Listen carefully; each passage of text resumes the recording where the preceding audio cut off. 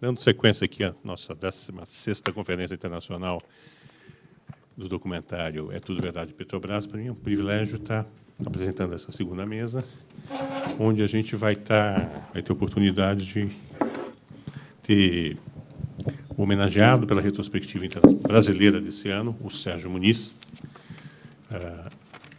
conversando com um outro cineasta, uma geração adiante,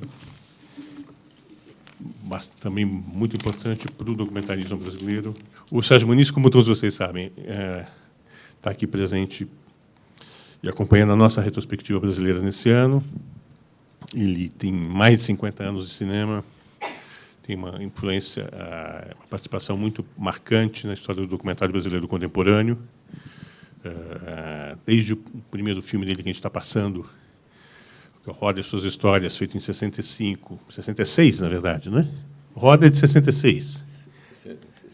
65, que é de 65, em que ele faz uma espécie de proto-videoclipe a partir de canções de um então desconhecido compositor baiano e intérprete baiano chamado Gilberto Gil, até toda uma experiência muito importante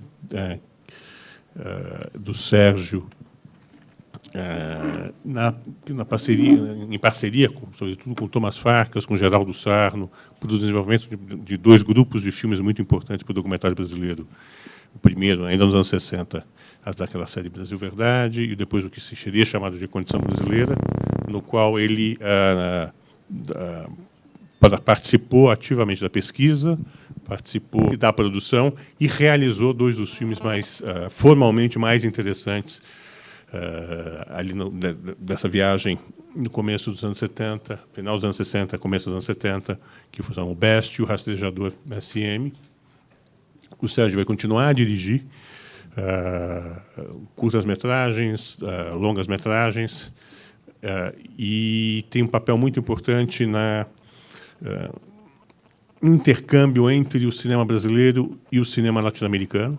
Isso é marcado, eu acho que é simbolizado, sobretudo, pela relação estreita dele com o Fernando Bia, o grande cineasta argentino, que fundou a Escola de Cinema de Santa Fé, que é um dos principais documentaristas e diretores da Argentina do último meio século, e com o qual o Sérgio também trabalhou no estabelecimento dessa outra escola muito influente, que é a Escola de Santo Antônio de los Baños, em Cuba, onde o Sérgio trabalhou durante alguns anos. E a gente demorou um pouco para fazer homenagem ao Sérgio, porque tão próximo do festival, já tinha participado debatendo do festival, mas acho que finalmente chegou a hora da gente poder assistir aos seus filmes, como a gente pôde fazer aqui essa semana, e vai poder voltar a fazer, porque a gente tem ainda na Cinemateca, amanhã, a gente vai ter projeções dos filmes em homenagem ao Dia da Greve Geral.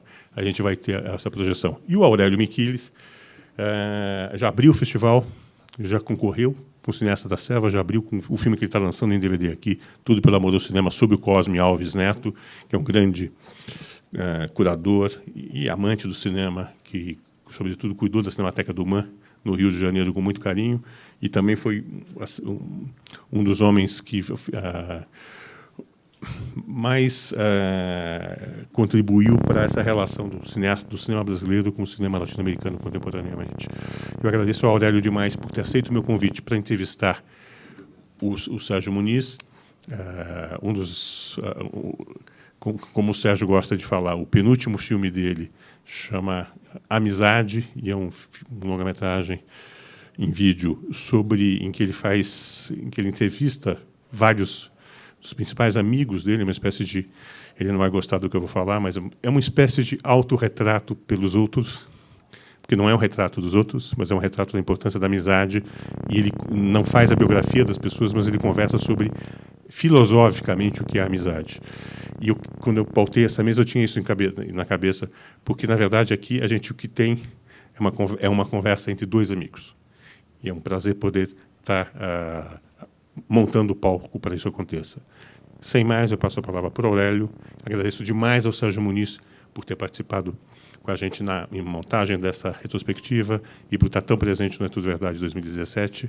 Obrigado, Sérgio, e boa conversa para vocês.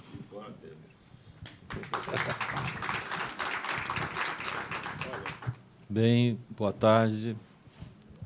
Primeiro, quero agradecer o convite do AMI para, honrosamente, ter essa conversa com um amigo, que é o Sérgio Muniz, que é um amigo que eu admiro, um realizador que eu admiro, e que já acompanhava a sua obra antes de conhecê-lo, e agora estou tendo oportunidade de iniciarmos essa conversa, né, sobre a sua obra.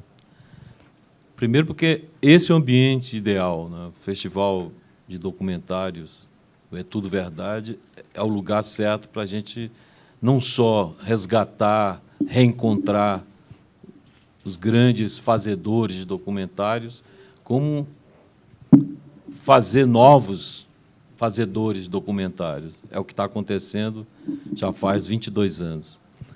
E, bem, Sérgio, vamos lá, né? Bom, Sérgio, para quem não conhece, ele é um paulistano que foi para Santos, ainda muito criança, e virou um santista, a contragosto, segundo ele mesmo, e que depois voltou para São Paulo e aqui, na adolescência, começou a sua trajetória de realizador de filmes, de documentários. Sérgio é incrível, porque ele faz parte de uma geração e teve a oportunidade única de conviver com os maiores realizadores de documentários do mundo, né? O Sérgio conviveu com Birri, Fernando Birri, né, que criou as primeiras escolas de cinema na América Latina, em Santa Fé, na Argentina, que é amigo, são muito amigos até hoje. O Sérgio conviveu teve a oportunidade com Jean Rouch, francês, que foi para a África, que tem um filme que foi exibido aqui também na mostra. O Sérgio conheceu nada menos que, vamos ver aqui, Santiago Álvares, que é um dos grandes realizadores de documentário cubano, e que, por coincidência, eles realizam filmes que têm uma rara semelhança, né, que é o Santiago Álvares fez os primeiros clipes de documentários chamado Now, que é uma pequena pérola de cinema, onde ele é um petardo, é um míssil que ele joga e que você fica acachapado. O Sérgio, o Ami comentou sobre o filme que ele faz com o Gilberto Gil, que dialoga, de alguma maneira, com a mesma narrativa, né, de clipe, de imagens que vão se associando e formando toda uma história. Mas o que mais me chama a atenção, não somente, Sérgio, a tua entrada no mundo da cultura, como a Alina Bobardi gostava de chamar, a civilização do Nordeste, que é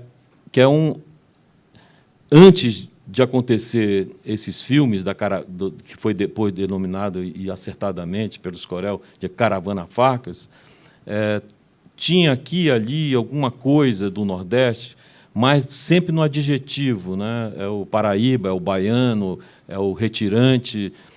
Havia toda uma literatura acadêmica, como, por exemplo, Geografia da Fome, que era um livro tido como subversivo, porque falava da fome do Nordeste. Nós tínhamos, por exemplo, o filme do Glauber Rocha, Deus, Diabo, Terra do Sol, Os Fuzis do Rui Guerra, nós tínhamos os Vidas Secas, mas entrar nesse mundo, através do documentário, começa a surgir exatamente com essa geração que o Farcas montou e que depois todos eles se transformaram em grandes cineastas brasileiros, como o Capovilla, Paulo Gil Soares, Sérgio Muniz, Geraldo Sarno e tantos outros. João Batista de Andrade fez parte da caravana, ele entra só no Globo Repórter, né, depois. Então, e esse Brasil começa... Eu vou dar um depoimento pessoal, porque eu assisti esses documentários em Manaus, nos cineclubes, que aquela projeção precária, né? E eu princípio da minha adolescência, aqueles filmes me causavam ruído, um ruído cultural, porque eu não conhecia aquilo, apesar do meu avô ter ido para o Amazonas fugindo da seca. E o relato dele, do meu avô, sobre essa vivência no Nordeste sempre foi muito assim, engraçada. Então, eu não conseguia dimensionar a tragédia. Ele não deixava que a tragédia ficasse na frente da sua experiência pessoal. Esses documentários realizados por esses jovens realizadores da Caravana Farkas me trouxe o lado B que o meu avô não narrava. Então, isso foi um ruído muito forte, assim. E eu creio que hoje já é o contrário. As tragédias brasileiras são tão violentas, tanto no campo como na cidade, que a gente hoje já não se... Eu tenho a impressão que a nova geração, assistindo esses documentários da Caravana Farkas, não tem esse impacto, né, sobre aquela cultura da fome, do messianismo, da escassez e da força daquela cultura, porque por trás daquilo tudo, nesses filmes, você vê que tem uma força cultural poderosa que constrói esse país.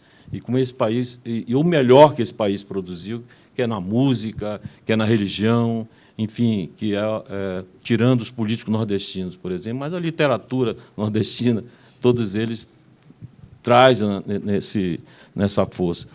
E por isso, Sérgio, eu gostaria que a primeira coisa é falar como foi esse encontro, o que levou você, que foi uma das primeiras pessoas a aderir a esse movimento, a esse grupo de amigos, em querer retratar o Nordeste desconhecido. Bom, primeiro, nunca é demais agradecer ao Amir por ele ter dado a oportunidade de algumas pessoas poderem ver ou rever coisas que já são do século passado. Mas, antes, eu diria, como Jacques Stripador, vamos por partes, né? Primeiro, um esclarecimento. Eu não fui para Santos a contragosto. Eu, aos 6 meses de idade, minha família me levou para lá, então não tinha como ir a gosto ou contragosto. Sim, eu rompi com as relações familiares, quando aos 18 anos, e um dia eu decidi vir para São Paulo, por várias razões, que não vem ao caso, mas, enfim, houve esse processo, né? Outra coisa é um esclarecimento, vamos dizer, cronológico. Eu fiz roda em janeiro de 65. O Santiago Álvares faz o NAU em setembro de 65. Só que muita gente acha que eu sou afilhado eu sou compadre do Santiago Álvares, como nós ficamos como amigos posteriormente, porque só vim conhecer o filme dele em 67 em Vinha del Mar. Então, enfim, vimos que tínhamos alguma sintonia, tanto assim que nós nos chamávamos de compadres. Ponto e parágrafo. A minha entrada no chamado projeto da Caravana Farkas foi o que eu chamo de ordenamento de casualidades, para não dizer destino. Eu não acredito no destino, né? Por quê? Eu estava vindo de uma trajetória praticamente meteórica em publicidade, de 59 a 63, ganhando muito dinheiro e ganhando muita gastrite, né? E tinha começado uma nova relação afetiva que durou 30 anos, que me ajudaram a dizer, tenta fazer o que você acha que quer fazer. Por várias situações desse tal ordenamento de casualidades, através de uma amiga de minha companheira, que era a Lucila Bernardet, que estava ligado ao pessoal da Cinemateca, coincide com a vinda do BIR a São Paulo, e eu conheço o Vladimir Herzog, né?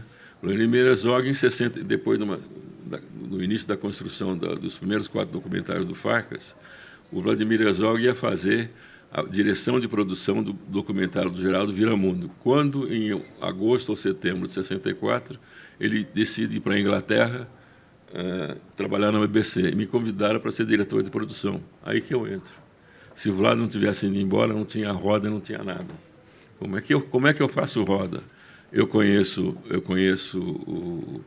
o Gilberto Gil, que na época era gerente de produto da Unilever, né? Que tinha vindo para São Paulo junto com Caetano, com o Gal, com Maria Bethânia, e tinham vindo mais ou menos fugidos, né? E Caetano, junto com Capinã, iam fazer a canção tema do documentário do Geraldo Sauro, Viramundo. Eu, então, conheço o Gil, ele fez várias apresentações em casa, em lugares de amigos, e conheci 5 canções que ele cantava. Eu pedi permissão dele, se eu podia juntar aqueles filmes, eu achei que dava um filme. E fiz o Roda, é assim que nasce o Roda. Quer dizer, não fosse o Vlad ir para a Inglaterra, caput. Né? A partir de então, eu me engrenei com essa produção do Farcas, coincidindo que os primeiros 4 documentários do Farcas tiveram uma repercussão muito grande no Festival Internacional de Cinema de 65 do Rio, onde um dos filmes do Farcas ganhou o prêmio de melhor documentário, que era o filme do Paulo Jô Soares, o Memórias do Cangaço, e eu ganhei um prêmio da União Mundial de Museus de Cinema pelo Roda. Né? E nesse núcleo de estrangeiros que vieram para esse festival, tinha Jean Rouch, Edgar Morin, Louis Macorel, Marcel Martin, Roberto Benayoun, enfim, uma pleia de críticos importantes da época que se encantaram com o filme. Então, nesse primeiro momento, os filmes tiveram uma maior repercussão na Europa. Um produtor da França propõe, que consegue vender os 4 primeiros filmes do Fox para a televisão francesa, e propõe ao Farcas que, em vez dele receber o dinheiro, ele fosse produtor de uma série de filmes dirigido pelo Pierre Ricard, chamado Carnet Brésilien, que era sobre cultura brasileira. E eu, então, faço uma parte da produção desses filmes. E, nesse meio de tempo, uma professora de antropologia chamada Maria Isaura Pereira de Queiroz e o Paulo Emílio Salles Gomes, que também tinham se encantado com os filmes, fazem uma série de gestões junto do Instituto de Estudos Brasileiros para formar assim chamado, um pomposo título, Departamento de Filmes e Documentários. Coisa que, na prática, solidamente, muito aconteceu, mas pode ajudar, ocasionalmente, uma outra coisa. Alguma coisa foi ajudar um filme do Geraldo, um outro filme que eu não me lembro que o Ramalho fez, e participou da produção de um documentário que eu faço em 67, no interior da Bahia, sobre uma comunidade messiânica. Outra vez, ordenamento de casualidades. Quem devia ser o diretor era o Paulo Jô Soares, só que um mês antes dele começar o filme, falou, não posso ir, e a Marisala falou, é você que vai fazer. Quer dizer, não era para fazer nunca esse filme. Então, em um mês, eu tive que saber o que era messianismo, coisa que eu nunca tinha estudado na minha precária cultura. Fiz o documentário, por aí. Quando chega em final de 67 para 68, o Farcas tinha uma perspectiva de, eventualmente, vender cópias de filmes sobre a realidade brasileira para escolas. Por quê? Naqueles anos, de 65 em diante, ele tinha, dentro da empresa dele, que se chamava Fotótica, um departamento que vendia cópias de filmes estrangeiros para escolas. Enciclopédia Britânica, as religiões, a física, a química, não sei o quê. E feito esse levantamento, nós vimos que tinham 1.600 escolas no Brasil inteiro que tinham projetores 16. Feitas as contas, disseram, se nós conseguimos vender 100 cópias de cada filme, os filmes estão pagos. E com esse sonho de uma noite de verão, nós começamos a pesquisar. De que maneira? No ano de 68, eu com a Ana Carolina, que é diretora de cinema, ficamos lendo livros e pesquisando não sei o que acontecia no Nordeste. Por que no Nordeste? 2 pessoas que tinham se incorporado desde a primeira etapa do Farcas, que é o Geraldo Sarno e Paulo Jô Soares, vinham da Bahia, tinham uma vivência de cultura popular, tinham muitas informações, mas nós pensamos que íamos fazer coisas em outros estados, não sabíamos o quê. Então, eu e Ana Carolina, além de ler, fizemos um calendário mês a mês do que acontecia mês a mês em cada estado. Olha, na Bahia, tal mês acontece tal coisa, em Caruaru acontece, enfim. Criou-se uma condição básica que, de tal maneira que, em abril de 69, eu saí como produtor de campo, saí com um veículo para o Nordeste para fazer a pré-produção. Começamos pela Bahia, passamos pela Paraíba, fomos para o Ceará e acabamos aí na Bahia. E saímos com a promessa com o Farcas de trazermos 10 documentários de final de 3 meses. Trouxemos 19. E várias coisas aconteceram no meio do caminho. Então, essa foi o meu caminho, o caminho das pedras, digamos, que eu tive para chegar até onde eu cheguei. Chego, que é o que passou aqui na mostra, a Rastejador e Best, um personagem que eu conheço quando eu fiz o documentário sobre as comunidades mexicanas, que era o povo do Délio Pedro, anotações. Um senhor, que já, na época já devia ter 60 e tantos anos, que me veio contar que ele era rastejador. Que para mim o que era rastejador era o que era? Eram pessoas, caçadores, o que for, que durante os anos 30 ajudavam os volantes policiais a combater os cangaceiros. E mesmo esse tipo de trabalho ele exerceu depois do golpe de Estado de 64, para perseguir os grupos que tinham invertido a posição política e começou a perseguição ao contrário. E, conversando com esse senhor, ele me contou que, além de ser rastejador, ele tinha na lembrança dele a construção de uma besta.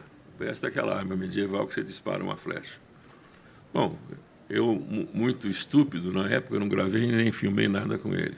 Falei, um dia eu volto aqui para essa cidade e filmo esse cara e, junto com ele, vou filmar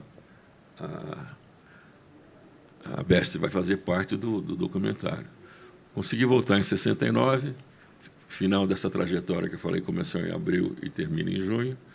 Eram as últimas semanas de filmagem. Chego na Bahia, na semana que eu estou chegando na Bahia, eu ouço na rádio o seguinte: o primeiro homem vai pisar na Lua.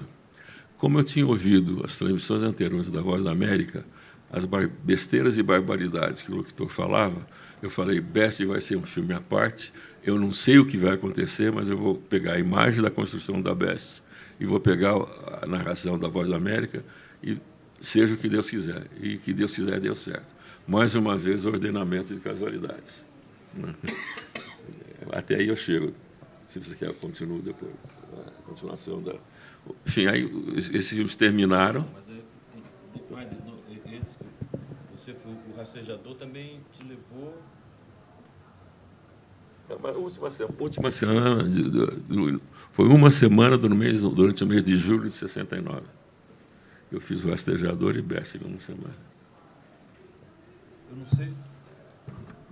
Eu não sei se vocês assistiram o Best, as pessoas que estão aqui na sala. Fora nossas esposas.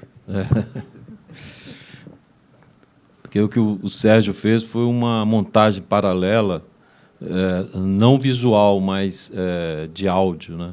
Enquanto esse senhor vai construindo mesmo, ele vai no cerrado, pega a madeira, escolhe a madeira, descasca a madeira, enverga a madeira, ele vai, pega o couro da vaca, enfim, ele vai construindo, ele pega a pena do pássaro, ele faz toda a aerodinâmica da flecha. Enquanto ele vai fazendo isso, o Sérgio montou o áudio da Voz da América, descrevendo o homem chegando à Lua, a partida do foguete que leva o homem à Lua. Então, assim, você tem aí, logo um choque óbvio, né, entre o arcaico e o moderno. Então, na época, eu tenho a impressão que o impacto fosse maior, né? Hoje parece, mas continua, porque você vê esse Brasil que se mantém, né, o Brasil arcaico, né? Você tem um cara lá no Nordeste, e o Nordeste traz essa força da nossa formação arcaica, né? Tem uma influência árabe, muçulmana, você tem esses cultos, até judaísmos, né, arcaico, você tem essas manifestações medievais, uma arma medieval ainda utilizada, pessoas que sabem construir. Eu tenho a impressão que hoje o Nordeste mudou muito, né? Como o Brasil também mudou. Deixa eu te dar um detalhe interessante. O professor João Luiz Vieira, da Universidade Federal do Rio de Janeiro, com o Best, ele fez uma experiência durante alguns anos, não sei se continua, ele projetava o filme para os alunos, havia introdução de uma imagem de dicionário dizendo que é besta, para que servia e não servia, e no momento que começa a condução da besta, ele tirava o som. tirava o som, e até quase o final do filme, no final do filme, o personagem aparece e conta como é que era a madeira assim, eu pegava a madeira... Então, ele perguntava para os alunos, qual é a narração que está em cima dessa imagem desse homem construindo essa besta? A única informação que ele dava era assim, é julho de 1969. Então, o narrador, ele fala, ele não sei o quê, ninguém sabe. Quase chegou lá dizendo alguma coisa que aconteceu em 69. Quer dizer, ninguém conseguiu juntar uma informação. Claro que um jovem dos anos 90 talvez tivesse ouvido falar na chegada do homem à Lua, mas não participou desse momento, né? como curiosidade. Do meu ponto de vista, assistindo os documentários do Sérgio, eu vejo uma coisa que vai resultar num documentário que infelizmente não está sendo exibido aqui no festival, que é uma amizade, que é o penúltimo documentário que ele gosta de falar, do Sérgio. E é verdade, sempre o nosso último é o penúltimo, porque sempre a gente quer fazer o outro, né? Parece engraçado, mas é verdadeiro isso. Estigma. E o Amizade é um documentário inusitado, né? Porque, imagina, você fazer um documentário sobre uma subjetividade, né? A amizade. O filme foi feito em 2007, mas eu identifico nesse documentário tudo aquilo que eu vi nos outros. A maneira como ele monta, como ele procura contar a história. Há sempre no Sérgio a preocupação gramatical da narrativa, né? Todos os títulos do documentário dele sempre passam, e outras histórias, e anotações, toda a construção da narrativa do documentário dele sempre vem. É como se você estivesse assistindo os seriados dos anos 40, né? Ou como o Tarantino tenta imitar os seriados, né? O Kill Bill, volume 1, 2. Então, o Sérgio usa desse mesmo recurso, talvez inconscientemente, dos seriados dos anos 40, como se os filmes tenham uma leitura literária também, né? Isso é muito interessante. E no Amizade, isso está muito bem construído. É muito bem construído. São 2 horas de pessoas falando sobre a amizade. E são os amigos, esses amigos que ele construiu ao longo da vida dele, e que são pessoas importantíssimas na nossa cultura, na cultura brasileira.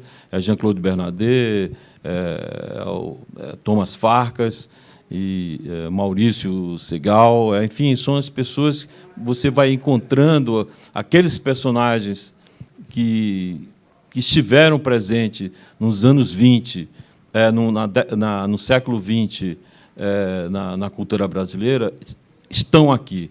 E o mais curioso, Sérgio, aí eu vou jogar isso para a gente discutir, inclusive com a plateia, depois de você falar, porque eu quero passar também... eu selecionei, antes de eu encerrar, eu selecionei trechos do Velho Pedro e trechos curtos do Velho Pedro, e que o Velho Pedro é o quê? É um messiânico no Nordeste, né? Aquele cara que arrasta multidões em nome de um desejo subjetivo, né? Que é encontrar Jesus, enfim. E um trecho da Amizade, que é o início, mas o que eu queria falar é que a amizade, o Sérgio, inconscientemente, ele transforma... O que é a amizade? A amizade é um substantivo, né, abstrato, e que hoje virou um adjetivo. Ser amigo, um amigo virtual, é a coisa mais comum hoje, né? Perdeu aquele sentido subjetivo e virou um adjetivo. Então, eu acho que essa que ele chama de quem não acredita em destino, mas em coincidência, eu acho que nas coincidências é a sua formação, é aquilo que você se alimenta ao longo da sua vida, a informação que você adquire e que você constrói, extravasa, né? Então, a amizade ele vai de encontro a essa ansiedade do século XXI, que é amigo, né? Aquilo que nós estamos perdendo, na verdade, e que nós tentamos desesperadamente buscar de uma maneira virtual, né? Você ter 5 mil amigos, não sei quantos tem, 4 milhões, 54 milhões, que não quer dizer nada, né? Porque amigo é uma coisa que você pode abraçar, né? Que você pode contar, né? Então, amigos são aqueles que formam um grupo de pessoas para fazer vários filmes, de querer fazer 19 e voltar com 19. Né? Então, acho que essa coincidência, esse trecho, que só para vocês despertar a curiosidade de vocês, para vocês tentar, de alguma maneira, acho que está no YouTube, né, a Amizade, não é? Tá, eu acho que está. Está no YouTube. Tá no YouTube. Eu tirei do YouTube, inclusive. Só para te dar fazer um resumo importante para poder chegar numa amizade, que é o seguinte. Em 1993, a minha companheira com mais de 30 anos falece. E eu comecei a me perguntar quem eram meus amigos. Quem eram meus amigos, amigos dela, se tinha amigos comuns, se não tinha. E fiquei com essa coisa desde 93, girando na cabeça. Quando foi ano de 2000, acho que foi 2003, 2003 por aí, eu estou na França, num parque cultural chamado La Villette, e entro numa lojinha que vende essas besteiras que tem tudo que é museu, né? Tinha uma série de experiências físicas, aquela que as bolinhas que batem, a bolinha que gira, e vi um objeto que deve ser um experimento de física, que eu não sei qual é, que tem um arco assim de plástico, um fio que desce, no centro tem uma bola sólida de metal, e fios conectam essa bola de metal a diferentes círculos metálicos, que por um problema de uma ação magnética de uma pilha que está embaixo, esses círculos podem virar para cá ou para cá. Eu falei, isso é amizade. Por que é isso, amizade? Eu percebi que existe um núcleo, né, que junta essas coisas, mesmo você tendo relações com pessoas que giram em sentidos diferentes. Pode não concordar, mas, enfim, aquilo ficou na minha cabeça. Quando foi 2007, eu consegui condições de produção bancadas pela família. Eu tinha condições de alugar uma câmera por uma semana, ponto parágrafo. Não tinha condições de contratar um técnico de som, não tinha luz, era aquela câmera e benção madrinha. Muito bem. Então, o que eu fiz? Comecei a telefonar para as pessoas de minhas relações, perguntar, fulano, e amanhã o que você vai fazer? Amanhã estou indo para Bertioga. Tá bom, tchau. E por isso, felizmente, ao acaso, né, várias pessoas importantes caíram na rede. Então, as pessoas que estão lá, não é porque eu queria falar com essa. Foi as que, por um acaso, né, deu certo. E, felizmente, deu mais certo do que eu pensava. Resumindo, a ópera é essa. Eu queria exibir primeiro o Velho Pedro, em seguida, logo em seguida mesmo, o Amizade. São trechos, não foi colado, então são 2 trechos Velho Pedro.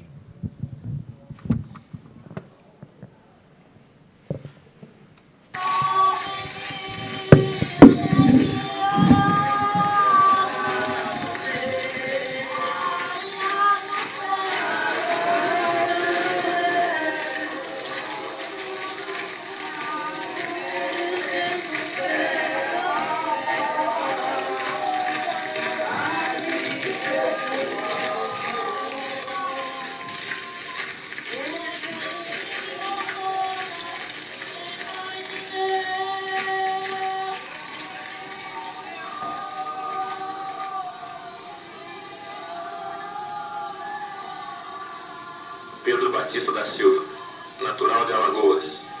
Seus romeiros creem que ele chama para si os males do mundo, mesmo quando aparecem sinais da natureza, como num planeta.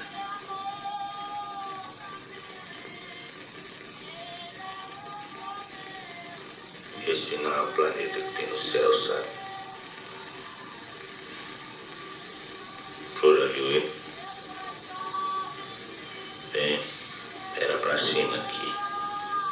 Tinha pra todo mundo sul do país.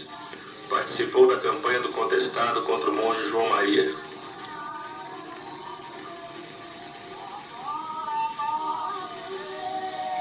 Estive aqui. Toda noite eu reparava. Toda noite eu reparava. E quando foi num dia, ela apareceu no meu braço.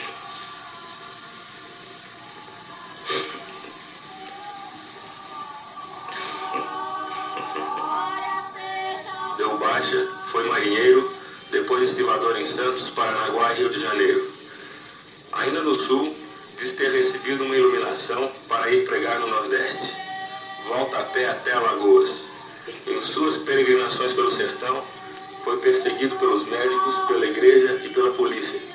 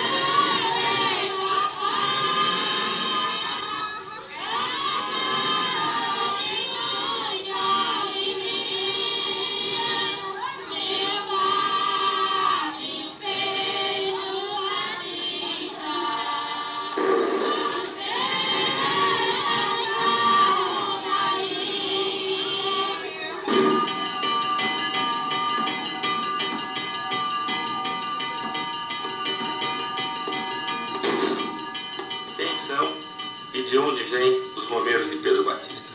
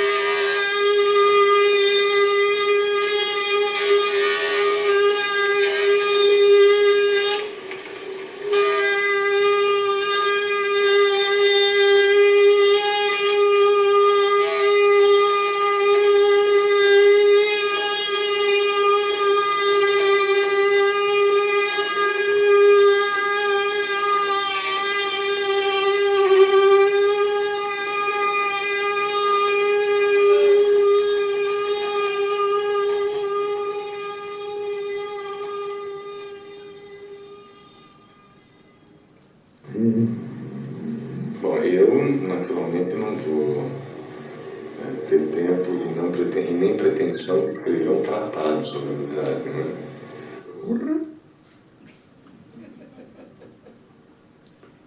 Olha, nego. A amizade, para mim, na verdade, eu acho que É indefinível. Posso começar? Essa coisa é complicada, né? Só isso? Vai, começa.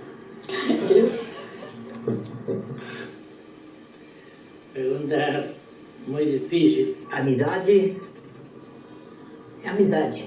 Eu tô te levando a sério porque você é meu amigo, hein, pai? já vai começar?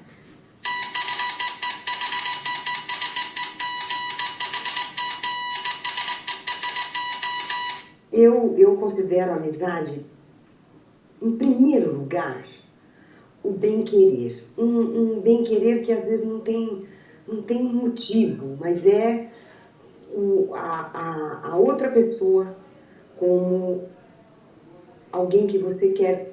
Não é só que você quer bem, você quer o bem dela.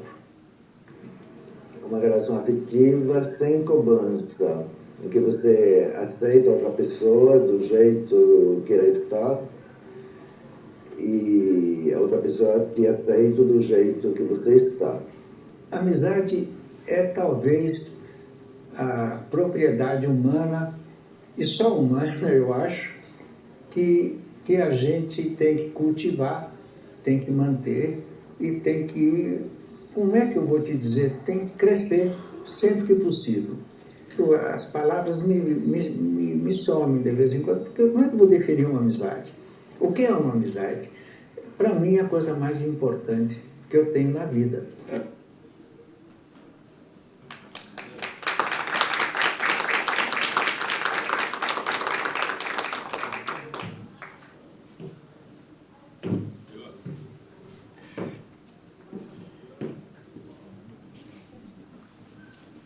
Então, eu vou só encerrar como eu que... Por que eu escolhi esses dois trechos para que o Sérgio pegasse e nos contasse um pouco mais sobre isso? Você veja, aquelas pessoas, aquela multidão de gente em torno de uma pessoa só, em busca de um desejo, de uma libertação, de uma emancipação terrena, celestial. Isso é uma amizade. Aqueles romeiros estão ali, o que move eles é uma amizade, uma cumplicidade, através de um desejo. A amizade que o Sérgio coloca nesse documentário, a amizade, são essas pessoas também que, de alguma maneira, convivem dentro de um espaço também subjetivo e objetivo, que é uma cidade, um país, e que também estão em busca de um desejo que é essa cumplicidade pela amizade, por estar com o outro. Né? E é isso, eu acho que uma das questões do século XXI é a ausência dessa possibilidade.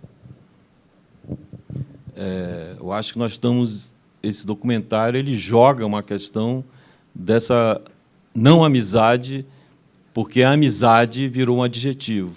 Ela deixou de ser uma necessidade concreta para ser um desejo virtual.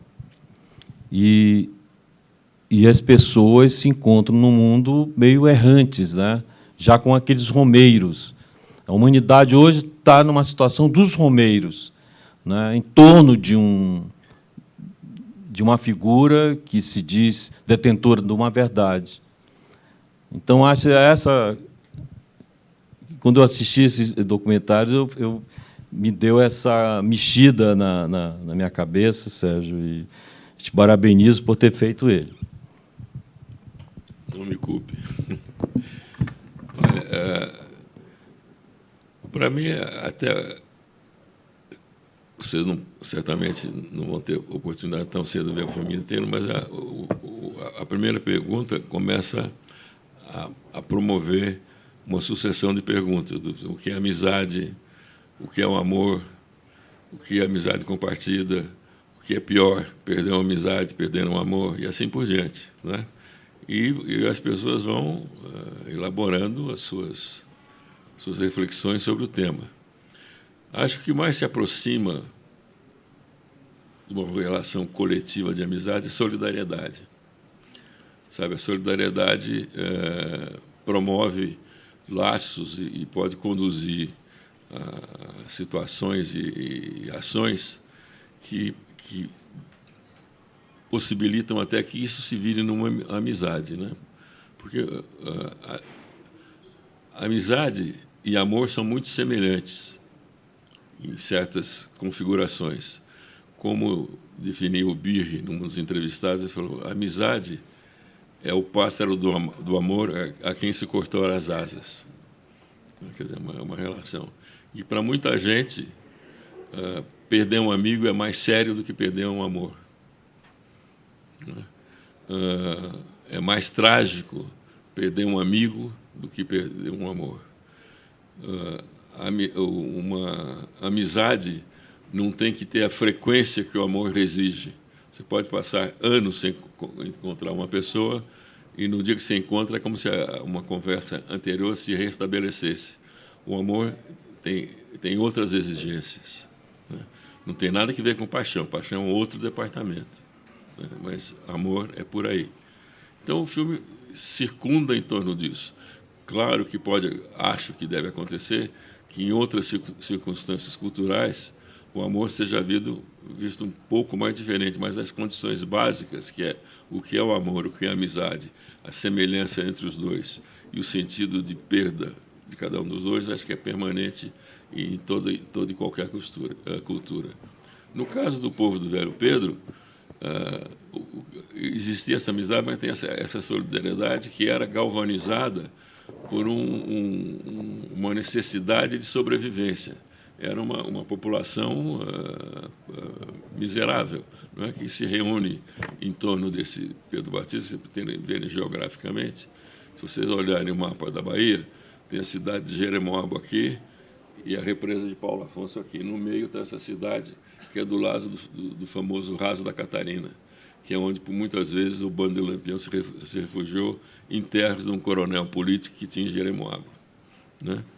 Então, numa região que era paupérrima, esse cara começa a juntar pessoas que aceitam um trabalho coletivo. Quer dizer, eles fazem a roça conjunto, colhem conjunto, produzem conjuntamente e tal. Isso congregou de tal maneira essa comunidade que, a partir de um certo momento, o que era distrito de Jeremoabo passou a ser um município, criando, inclusive, um conflito de caráter político-eleitoral, né? Mas era uma terra que tinha uma comunidade com rígidos padrões morais, né? Eu voltei lá 30 anos depois por outras razões, porque 30 anos depois um senhor que tinha se transformado em vereador da cidade, porque a tia dele tinha virado prefeita, descobriu o filme e, enfim, a história longa, acabei indo para projetar. 30 anos depois, a cidade já era diferente, né? O que era a casa de farinha desapareceu, a mulher que fazia a rede de bio desapareceu, o pessoal que fazia a rede desapareceu, e começou a haver esse afago de um certo consumo ligado a algum consumo de droga, bebida, o que for. Então, os mais velhos ainda continuavam, eram raros os jovens que tinham esse elo de comunidade, de amizade, que mantinha o grupo, que era um aspecto messiânico, desapareceu. Então, e tem uma outra coisa que eu observei, por exemplo,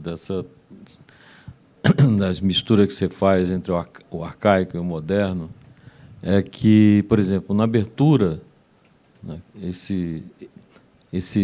o planeta Terra dentro do eixo, girando em torno do eixo, com os meridianos, o som é de carro de boi, né? Uma coisa também arcaica do Nordeste. Carro de boi de vida Quer dizer, seca. ao mesmo tempo que a amizade é uma coisa planetária, nós terráqueos, né, o movimento dele nos remete a um mundo ancestral. Isso achei interessante também, né? E sempre na narrativa sinalizando a literatura, né? Muito texto, ele vai dizendo o primeiro capítulo, prólogo, e vai por aí. Então, essa é uma coisa que está em todos os seus documentários, não é que você inventou na amizade. Então, por isso que eu acho que a amizade é um resultado de uma trajetória, e, aliás, uma belíssima trajetória. Estou ficando sabendo agora. É isso, a gente, quando faz um trabalho, ele cai no mundo, né? E os outros aqui vão captar o que aquilo você achou que não...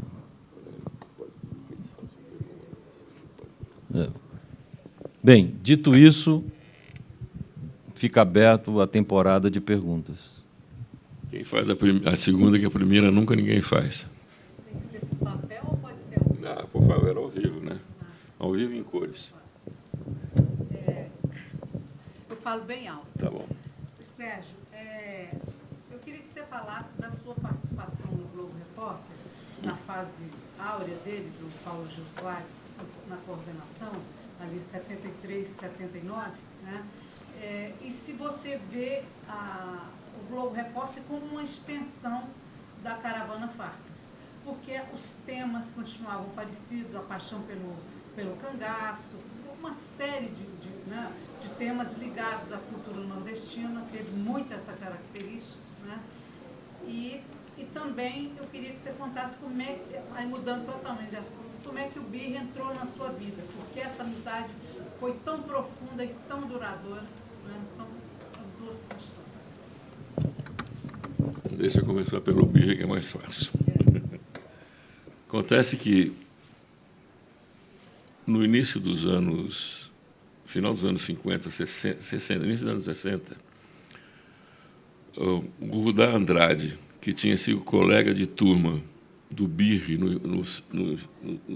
na escola de cinema de Roma, eu esqueço o nome da escola que tinha em Roma. O Birri participou de um grupo que era Fernando Birri, Rudá de Andrade, Gabriel Garcia Marques, Júlio Garcia Espinosa e Tomás Gutierrez Aleia. Era esse grupo. Que depois, historicamente, no caso dos cubanos, vão formar o cinema cubano, o Instituto Cubano. E um dia, por sugestão do Rudá, Vladimir Herzog e Maurício Capovilla vão fazer uma visita à escola de Santa Fé. E chegam, batem na porta do piso, vamos aqui e tal, ficam lá 1, 2, 3 meses, voltam. Quando foi 60, 62, veio uma primeira vez, o Birri, eu acho que é a primeira vez, mas de qualquer maneira, numa segunda vez, ele traz os 2 principais filmes feitos pela Escola de Santa Fé, Escola Documentária de Santa Fé. Um chamado Tiredier, que é considerado assim o documentário seminal do cinema latino-americano, e um longa-metragem chamado Los Inundados. Los Inundados, o que era? Como tinha muita inundação do Rio Paraná na cidade de Santa Fé, quando inundava muito, a prefeitura pegava os desalojados e colocava dentro de um vagão de trem. E numa dessas vezes, por algum engano, engata um vagão de trem junto dos desalojados e começa a percorrer a Argentina. Essa é uma tragicomédia dele. E aí eu venho conhecê-lo porque eu estava me aproximando do pessoal da Cinemateca. Desde então começamos essa relação que o Birri fica aqui a partir de 62, 63, porque havia uma perspectiva junto ao Farkas, que ele tinha montado um esquema ainda precário de produzir documentários para o então Ministério da Reforma Agrária do João Goulart, que o Birri iria dirigir. Mas aí vem o golpe de 64, o Birri falou, aqui não dá mais pé. Vai embora e fica aqui o Paleiro, que era o assistente dele de produção. E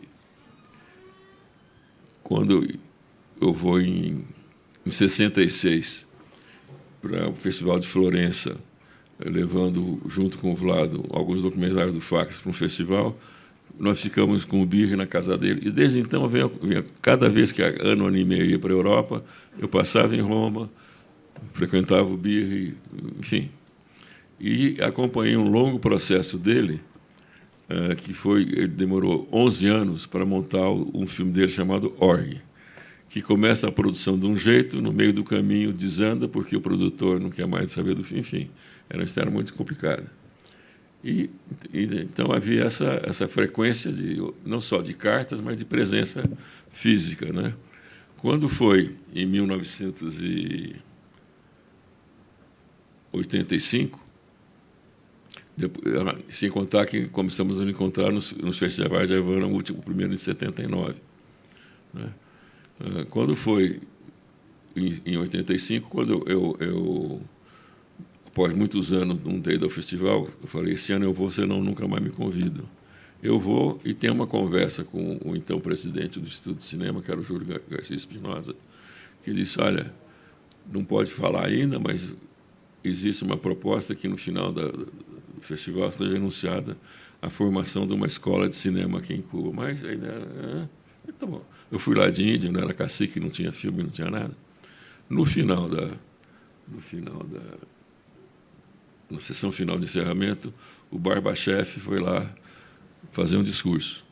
E falou, fui informado aqui nos corredores que vai ter uma escola de cinema, que seria a escola de cinema para a América Latina e o Caribe. Ele falou, sugiro que seja também para a África. Enfim, fez uma anotação. Eu voltei para o Brasil e falei, bom, essa escola, certamente daqui uns um ano que vem vai ter uma maquete, no outro ano vai ter a construção da escola, no terceiro inaugura, no quarto começa. Quando eu estou livre de faceiro em janeiro, fevereiro de 86, o BIR me telefona e fala, o que você está fazendo aí? Eu falo, eu estou aqui praticamente gastando os dedos, dando coçar o saco, mas... não, então vem cá, vamos passar uma semana, estamos discutindo aqui o projeto da escola. Por que o BIR estava lá? O BIR ia fazer um longa-metragem baseado num conto do Garcia Marques, que era um velho senhor com umas asas enormes. Então, cheguei, ele falou, você passa uma semana aqui e a gente resolve. Resumo da ópera, eu fui, passei 30 dias junto com 30 outras pessoas, e em 30 dias, conjuntamente, foi apresentado um projeto que era a ideia do BIR, de fazer essa escola de cinema com vários diferenciais, que depois a gente pode conversar quais são, e vamos que vamos. E participei dessa reunião, voltei, quando no mês seguinte fala, você aceitaria ser diretor da escola? Eu falei, pô, cair do céu não é todo dia que cai alguma coisa, né? Foi claro que, enfim. Então nossas relações passaram a ser diárias, o que eram episódicas passaram a ser diárias. E foi ele quem sugeriu o meu nome. E aí tem uma pequena história que vale a pena contar. Me contam que, quando terminou a tal sessão que o Fidel falou, onde vai ser essa escola? Como é que vai ser? Quem que vai? Enfim, né? Enchendo o saco de todo mundo. Aí, quando foi no final do festival, tinham decidido fazer uma fundação chamada Fundação do Novo Cine Latino-Americano. E não tinham ainda escolhido o presidente. O Fidel falou, vamos convidar o Garcia Marques para ser presidente, que era muito amigo dele. O Garcia Marques aceita e falei, e como é que é a história de escola? Quem vai ser o diretor da escola? O Garcia Marques falou, eu proponho um nome de minha confiança. Se essa pessoa não aceitar, a gente procura outra. Ele sugere o nome do BIR. Aí o BIR fala, eu aceito se para os cargos de confiança da escola os primeiros nomes sejam meus. E eu fui um deles. Eu era diretor docente, um venezuelano era diretor de produção, uma cubana era diretora administrativa. Então, esse foi o caminho da roça que eu segui. Fiquei lá até 88. Então, é por aí, mais ou menos, a minha relação com o Fernando. Com relação ao Globo Repórter, eu tenho a impressão que a minha passagem pelo Globo Repórter é meteórica e casual. Acho que a influência da Caravana Fax não houve sobre os temas, e sim as pessoas que lá estavam, pessoas como Coutinho, etc., que podem ter visto, então, não foi um fruto, uma decorrência da Caravana Farcas, né? Mesmo porque os dois documentários que eu faço não tem nada a ver com o Nordeste. Eu faço um documentário sobre o estudo da Vera Cruz, depois faço um documentário sobre a loucura no cotidiano, chamado A Loucura Nossa de Cada Dia. Então, acho que não houve uma influência, não que não tenha resíduos nisso, mas não foi determinante na escolha dos temas do Globo Repórter.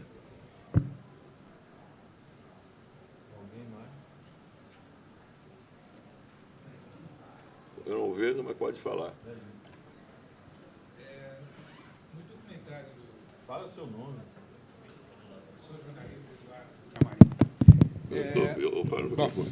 Eu sou jornalista, eu sou Eduardo. No documentário, não lembro o nome todo, mas do Presunto Legal.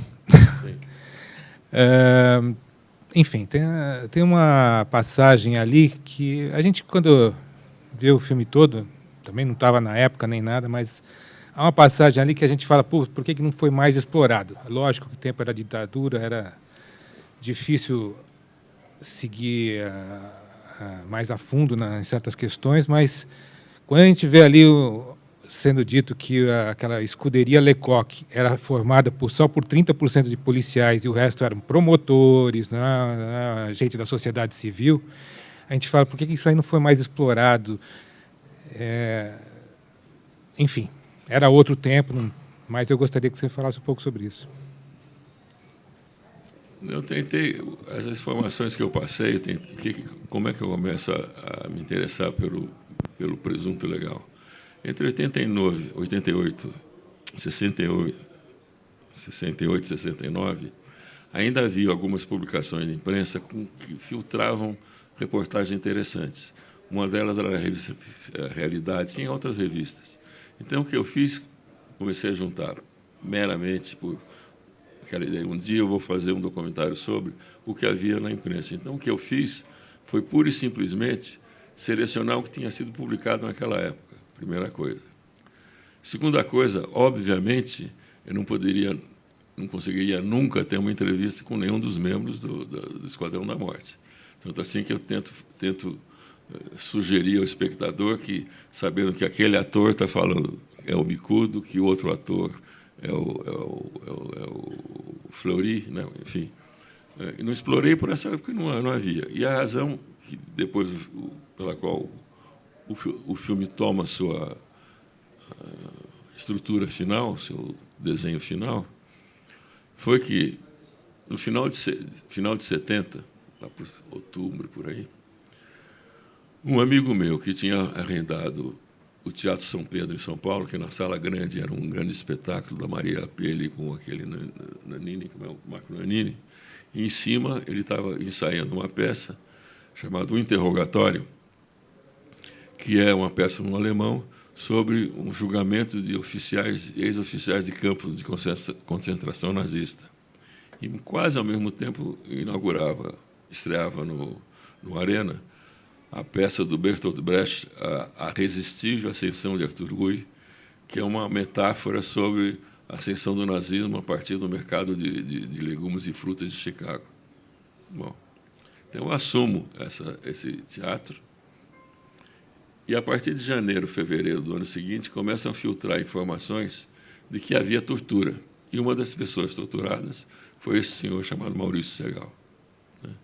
E aí eu estabeleci uma relação, pelo que eu estava ouvindo e vendo, que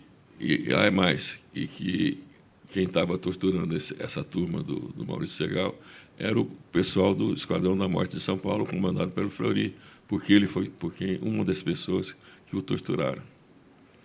Então, eu estabeleci a seguinte relação. Naquele momento, os serviços de segurança brasileiros, a CNI, Marinha, CNMAR, não sei o quê, ainda não tinham ganho a estrutura suficiente para dar conta do recado.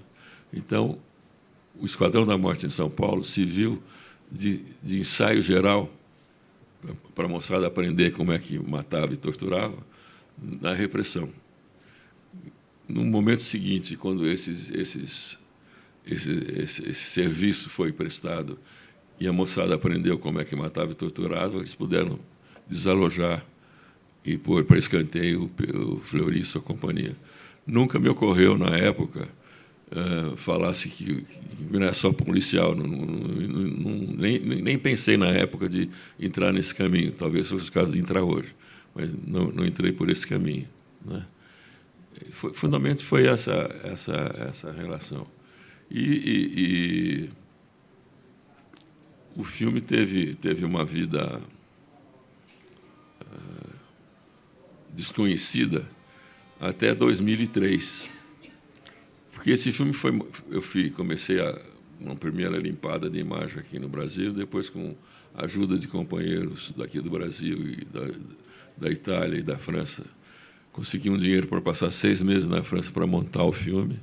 Depois, por carta, eu mandei para Cuba dizendo: eu quero que faça isso, faça aquilo, letra, enfim, detalhes. Era uma montagem, não havia telex nem e-mail, era quase virtual, né? Uma cartinha que demorava para chegar, enfim. Quando foi, estou me estendendo além da sua pergunta, mas acho que é bom situar. Quando foi 74, quando me deram a primeira cópia, em 16, disseram: olha, sugiro que você... Isso me disseram em Cuba e na Europa, onde eu apresentei o filme algumas vezes. sugiro que você, nesse momento, não exiba esse filme no Brasil, que você, enquanto diretor e os atores que lá estão, podem sofrer alguma represália. Na época eu achei meio chato e tal, mas hoje percebo que eles tinham uma certa razão, né? E aí ficou. Quando foi 2003, a minha companheira Anitta, que por acaso teve que ir embora, ela é professora na Unesp, em Araraquara, decidiu fazer um seminário sobre cinema e televisão durante a ditadura militar e insistiu que eu exibisse. Eu falei, não posso exibir, que o filme está cheio de problemas. Por quê? Eu tinha cópia 16, telecinei. Quando você passa de imagem de ótica para magnético, você perde 20% da imagem. E várias outras trucagens que não foram feitas. Enfim, vários problemas. Falou, não, tem que exibir, tem que exibir. O resultado é que, a partir de 2003, principalmente do nível acadêmico, eu comecei a, não, tem que mostrar, tem que mostrar, tem que mostrar. Então, de 2003 a 2005, eu fiquei tentando recuperar o caminho da roça. Eu sabia que estava em Cuba, que os negativos estavam depositados na Cinemateca. Também sabia que em 2003 ainda havia uma série de problemas de ordem de fornecimento de energia elétrica, que a Cinemateca tinha passado por problema, enfim. Mas eu conhecia, através de uma amiga que era das Relações Internacionais do ICAC, falei, me ajuda a encontrar isso. Ela falou, mas procurei, não encontrei e tal. Aí eu, por acaso, essas coisas da vida, me lembrei, quando me entregaram a cópia 16, estava escrito com um lápis vegetal, assim, El Regalo, que em espanhol quer dizer o presente. Eu falei, deve ser esse o nome, que estava catalogado por questão de segurança contra o nome. Encontraram os negativos. Eles disseram, o rolo 1 e 3 estão perfeitos, o rolo 3 não tem jeito. Eu falei, eu não tenho grana para pagar isso, vou meter a cara e ter a coragem, vou telecinar a partir de um DVD, um VHS que eu já tinha, e vou montar desse jeito. Fiz de tal maneira, observando a montagem original, conservando a maior parte dos erros que na época seriam assim, né? Se fosse uma questão quase sentimental de respeitar, eu só tirei coisas que realmente não davam mais leitura. E essa foi a conformação. A partir, então, de 2006, 2007, eu, em minha casa, fiz pelo menos umas 500 cópias em computador, que eu fui mandando primeiro para professor, para faculdade, para professores universitários, assim por diante, porque até hoje eu tenho um certo temor de ter problema com direitos autorais das músicas e dos autores teatrais. Então, eu sempre mandava essa cópia num estojo, escrito assim, este filme pode ser exibido e copiado desde que gratuitamente. Assim, para ver se eu lembro a minha cara, não importa. O resultado é que, com isso, eu tive retorno de terceira, quarta, quinta, sexta geração de gente que fez cópia de cópia, de cópia, de cópia, de cópia. E percorreu vários lugares do Brasil. Depois, nos anos 2000 e não sei quanto mais, teve uma pesquisadora do Museu Sofia de Madrid, estava fazendo cinema, arte contemporânea durante as ditaduras na América Latina, e não sei como conheceu esse filme, levou para a Bienal de Valência, ela mesma levou para a Trienal do Chile, e o filme começou a ter asas próprias. Até um pouco, entre 2007 e 2012, eu mais ou menos acompanhei, que eu pedia que as pessoas me dessem um retorno. Olha, se exibiu, me diga quantas pessoas foram, para onde foi. Para ter eu sei que entre 2007 e 2015 eu tinha calculado umas 15 mil pessoas que tinham circulado por esse. Depois eu falei, deixa eu voar sozinho. E alguém, que não fui eu, colocou o filme no YouTube. Muita gente tem acesso para o YouTube. E até recentemente, muitas dessas comissões de direitos humanos de prefeituras têm usado o filme em situações que se reportam a essa questão de direitos humanos. Cumpridei a tua resposta, mas acho que foi bem. Diga.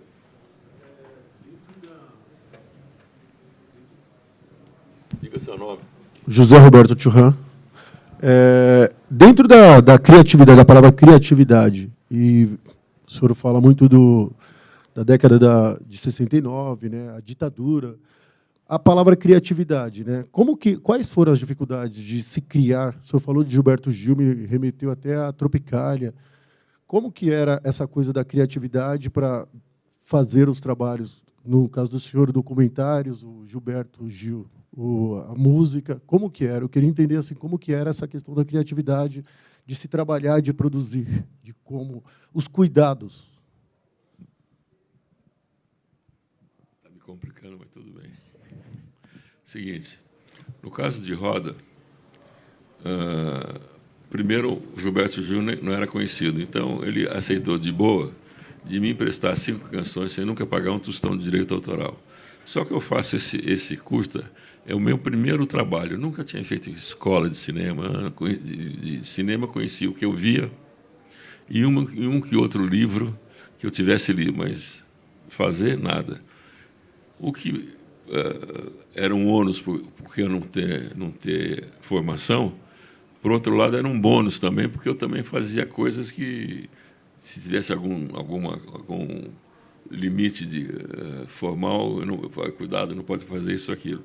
E achava que esse curta 65 ia tirar de letra aquele início de ditadura, que durou 21 anos. Então, eu faço um filme com certo teor também de filme de agitação, de protesto, né? Foi exibido. E uma das outras características do Roda é que eu nunca permiti que o filme solicitasse atestado de censura. Nunca teve o Roda. Todos os outros filmes da Caravana Fax tiveram que passar pelo certificado de censura. Eu me neguei a fazer isso e percorreu muitos circuitos universitários. E após de um mês e pouco, o Emmanuel Pena, que é um cineasta que mora em São Paulo, no do Ceará, me contou um fato sucedido em Fortaleza durante o festival de 1967. Diz que na sessão em que o Roda foi exibido, era o último filme da noite. Quando foi exibido o filme, o público exigiu que o filme fosse exibido de novo. Eu acho que nunca vi em um festival o público exigiu o filme ser repetido. Então, essa criatividade no meu primeiro momento, eu estava, vamos que vamos, o futuro é nosso, deixa para lá e tal, e engolimos 21 anos, mas tudo bem. Já com relação ao Presunto, você filmava meio... Você não ia filmar, por exemplo, não ia conseguir entrevistar as pessoas. Conseguia filmar uma entrega de folhetos da tradição família e propriedade, mas o resto eram coisas eventuais, era uma placa de publicidade, quer dizer, não teve certas coisas que a gente achava que podia ajudar no desenvolvimento de um roteiro, que eu não tinha um roteiro pronto quando eu comecei a filmar. Eu comecei a filmar achando que ia dar alguma coisa, mas não tinha um ritmo. Então, acho que a criatividade mais está numa certa espontaneidade de você achar, bom, vamos filmar as paredes que estão pichadas. Então, filmei várias paredes pichadas. O CCC está de volta. Como é que dizia assim? Cultura sim, pornografia não. Voto em branco, tortura nunca mais, enfim. Então, documentar essas pequenas coisas e tentar adequar um pouco com o tema, né? Mas não é que eu sentei na mesa e falou, vamos... havia muito de intuição, se você quiser. Então, não é diferente de um documentário como O Rastejador, que alguns viram. Quando eu conheço o personagem, durante 2 anos, eu fiquei pesquisando, né? Quando eu vou filmar, eu deixei toda aquela informação que eu tinha pensado, porque o personagem era forte demais, e deixei que ele conduzisse o filme. Então, a criatividade está numa mistura entre intuição e sedução, né? Por aí. Alguém mais? Diga, patroa. Projetos de filmes. Não me comprometa. Eu tenho um que, se eu conseguir, não consegui, mas espero conseguir um dia, consegui os direitos do filme, da canção do Farcas, olha, do Gil, que ele fala sobre a morte. Não sei se vocês conhecem, é uma belíssima canção, acho que é em termos até filosóficos, é a que mais se aproxima de uma certa intuição que eu tenho de falar sobre a morte, querendo saber como as pessoas no seu cotidiano ou, enfim, no seu íntimo, conseguem ou pensam falar sobre a morte. Tem muita gente que se nega a falar. Eu me lembro que uma reação de alguns amigos, não agora, mas quando teve problema da AIDS, né? Eles não falavam, é a maldita, né? Você evita falar. Tem alguns amigos que se negam, você fala a palavra morte, acho que ele já até bate na madeira e não gosta de falar, mas é que mais ou menos como eu digo para mim, na vida tudo é possível, só uma coisa é inevitável, é a morte. Então, partir um pouco dessa estrutura que eu pretendo. Agora, entre pretensão em fazer, tem um longo caminho. Eu queria saber, nesse momento, assim, qual a tua análise da cena documentária aqui no Brasil hoje, com essa pluralidade dos dispositivos, né? Hoje a gente está vendo aí celular e várias outras tecnologias. Aí. Como é que você está vendo hoje, no caso do documentário, né? Fazendo esse comparativo com toda a tua carreira? Olha, eu tenho visto pouca coisa, mas, de qualquer maneira, eu acho que essa chamada democratização dos meios tecnológicos, por um lado, realmente deu um avanço muito grande no que você pode fazer, né? Coisas que eram impensáveis e impraticáveis até pouco tempo atrás. Você, hoje, com uma camerinha desse tamaninho, você consegue fazer enormidades. Mas, ao mesmo tempo, eu tenho a impressão que tem um parênteses que eu vou fazer. Tenho a impressão que essa facilidade tecnológica, vamos dizer assim, deixou de lado muita coisa que você, quando fazia em película, você tinha que ter, você tinha que saber um pouco mais claramente o que você queria fazer. Eu tive uma experiência de um grupo de pessoas, amigas, que fizeram um documentário há pouco tempo atrás sobre um poeta. E o documentário ia ter, no máximo, 50 minutos de duração. E filmaram 120 horas de imagem. Eu acho que isso achando que você, tendo muita coisa, você... Então, filma que dá... Não, acho que quando você filma tem que ter uma certa intenção, né? Agora, acho muito importante o documentário ter adquirido essa força que está te dando janela, está te dando informação sobre, às vezes, desde uma história simples, mas muito bem realizada, do tipo, por exemplo, para mim, o filme do João Moreira Salles, o Santiago, é baseado num filme que ele fazia quantos anos para trás, mas o filme é de uma beleza criativa, né?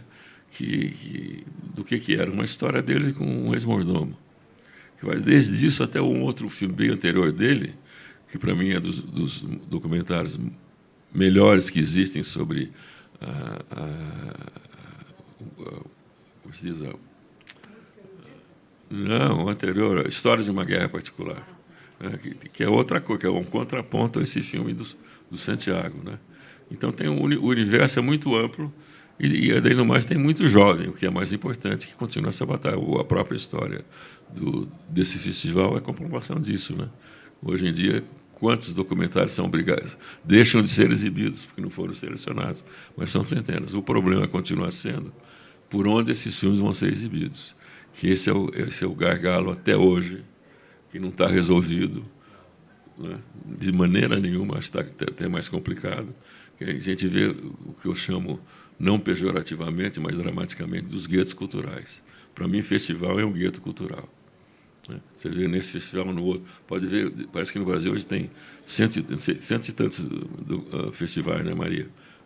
200, né? Quase 200. Então, você exibe seu filme em 200 festivais, mas raramente está exibido numa tela. Não que todo filme necessariamente tem que passar em tela de cinema. Isso também é outro equívoco. Acho que todo filme que querer o telão tem que ver, mas vai ser exibido aonde? Canal Brasil, Arte 1, não sei o quê, e olhe lá a benção madrinha. Porque, às vezes, você deve ter, assim como você tem cento e tantos filmes longa-metragem por ano, deve ter centenas de documentários por ano que nunca são exibidos. Então, esse drama da distribuição até hoje, é um mito de Sísifo. Diga.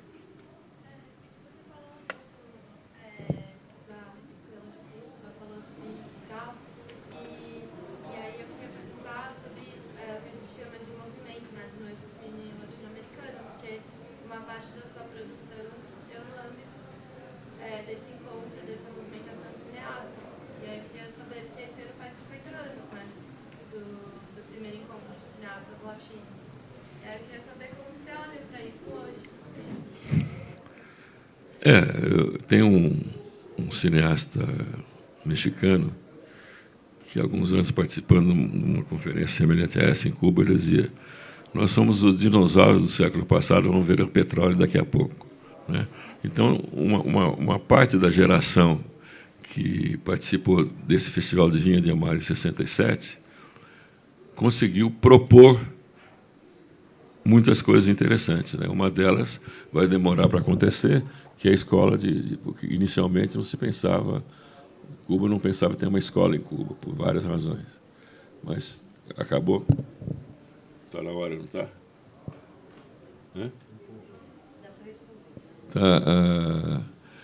Mas o cinema latino-americano, então, entra na minha vida, mas não enquanto eu sou participante do cinema. Eu fiz filmes brasileiros e participei de um esforço de que filmes latino-americanos fossem exibidos na América Latina. Esse esforço, mais ou menos, foi conseguido no final dos anos 60, mas morre com as ditaduras. Teve projeções de filmes brasileiros em Buenos Aires, teve no Chile, alguma coisa no Peru, enfim, mas morreu por aí, porque um comitê que se formou, que era o Comitê de Cineastas Latino-Americanos, que seria para promover esse intercâmbio latino-americano, no final das contas passou a ser mais conhecido por um mecanismo pelo qual se noticiava que fulano foi preso, fulano foi torturado, fulano foi exilado, fulano foi morto, entendeu? Então, agora, o cinema americano acho que tem uma conformação que pode ser muito bem conhecida através de um livro importante que eu achei chamado A Ponte Clandestina, do José Carlos Avelar, que consegue te mostrar as diferenças conhecidas, reconhecidas a partir de 67, do cinema latino-americano, com sua diversidade. E eu chegaria a afirmar o seguinte, que havia uma unidade na diversidade. Não que todo mundo pensasse, mas o fim do túnel, a linha do horizonte utópica, quase era sempre a mesma, né? Então, tem esse âmbito que depois os cinemas latino-americanos, cada um da sua maneira, se desenvolveu, algumas exponenciais, como é o caso do cinema argentino, que, para mim, está anos-luz, comparado com outros da América Latina, um momento mais áureo e fecundo do cinema cubano, que tem peças que são, enfim, se não me engano, alguns anos atrás foi feito uma seleção dos sempre melhores filmes do século passado, uma coisa assim. Uma deles estava lá, o filme do Titón, né? O Memória do Subdesenvolvimento, sem contar o filme do Glauber. E são filmes latino-americanos. Fim. A gente está encerrando.